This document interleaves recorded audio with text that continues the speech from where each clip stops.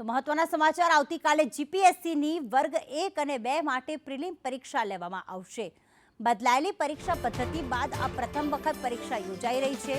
જીપીએસસીના chairman Hasmukh પટેલે નિવેદન આપ્યું છે કે વર્ગ 1ની 48 અને વર્ગ 2ની 97 જગ્યાઓ માટે પ્રિલિમ પરીક્ષા યોજાવા જઈ રહી છે।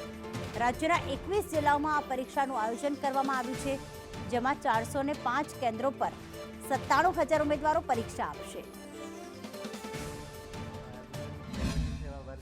ગુજરાત મુલ્કી સેવા વર્ગ 2ની પરીક્ષા આવતીકાલે સમગ્ર ગુજરાતની અંદર 21 જિલ્લાઓની અંદર યોજાઈ રહી છે। આ ભરતીમાં કુલ વર્ગ 1ની 48 જગ્યાઓ અને વર્ગ 2ની 197 જગ્યાઓ માટે આવતીકાલે એની પ્રાથમિક કસોટી યોજાવાની છે। આવતીકાલે 21 જિલ્લાની અંદર 405 પરીક્ષા કેન્દ્રમાં આયોજન એનું થશે।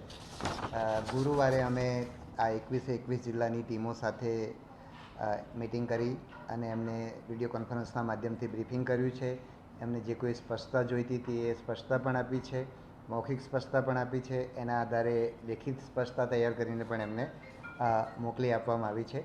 કેટલાક ફેરફારો કર્યા છે જે કોલ લેટરમાં પણ દર્શાવવામાં આવ્યા છે અને સોશિયલ મીડિયાના માધ્યમથી અને અમારી નોટિસની અંદર પણ દર્શાવેલા છે, છતાં પણ બધા લોકોને માહિતી મળે એટલા માટે તો આપણે કેન્દ્રના સમયની અંદર ફેરફાર કરેલો છે। પહેલાં જ્યારે પરીક્ષાઓ થતી ત્યારે ઉમેદવારો પરીક્ષા કેન્દ્ર પર વહેલા પહોંચતા, પણ પરીક્ષા કેન્દ્રમાં એમને અડધો કલાક પહેલાં જ પ્રવેશ આપવામાં આવતો, એટલે ઉમેદવારો બહાર રાહ જોતા, એના કારણે એમને તડકામાં ઊભું રહેવું પડતું અને બીજું ફ્રિસ્કિંગ માટે પૂરતો સમય મળતો નહોતો। પ્લસ પરીક્ષા શરૂ થવાના સમય સુધી ઉમેદવાર પરીક્ષા કેન્દ્રની અંદર જતા, જેના કારણે સુરક્ષા સાચવવામાં પણ મુશ્કેલી પડતી। એને ધ્યાનમાં રાખીને અત્યારે 1.25 કલાક પહેલાં પરીક્ષા કેન્દ્રમાં પ્રવેશ આપવામાં આવશે, એટલે કે 10:15 વાગે પ્રવેશ શરૂ થશે અને 11:15 વાગે પ્રવેશ પૂરો થશે।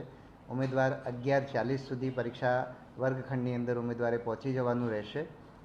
પરીક્ષા શરૂ થતાં પહેલાં ઉમેદવારો સંપૂર્ણ રીતે તૈયાર થઈને પરીક્ષા ખંડમાં પ્રવેશે, જેથી એમને 3 કલાકની અંદર પરીક્ષા ખંડની અંદરથી પરીક્ષા ખંડ છોડવા દેવામાં આવશે નહીં। દરેક કેન્દ્રની અંદર સીસીટીવી કેમેરા ચાલુ રાખવામાં આવ્યા છે, પરંતુ કેટલાક જે હાઈ રિઝોલ્યુશન સીસીટીવી કેમેરા છે એમાંથી ફીડ બહાર ના જાય એટલા માટે દરેક જગ્યાએ ટેકનિકલ માણસો રાખી અને એને સુનિશ્ચિત કરવા માટેનું પણ દરેક જિલ્લાઓને સૂચના આપવામાં આવેલી છે। મહિલાઓ માટે એન્ક્લોઝર કરવા માટે પણ સૂચના આપવામાં આવી છે, જ્યાં એની વ્યવસ્થા ના હોય ત્યાં ઉમેદવારો એમનો સામાન પરીક્ષા કેન્દ્રની અંદર સુરક્ષિત જગ્યાએ રાખવા માટેની વ્યવસ્થા કરવા માટે પણ અમે કહ્યું છે। એ રીતે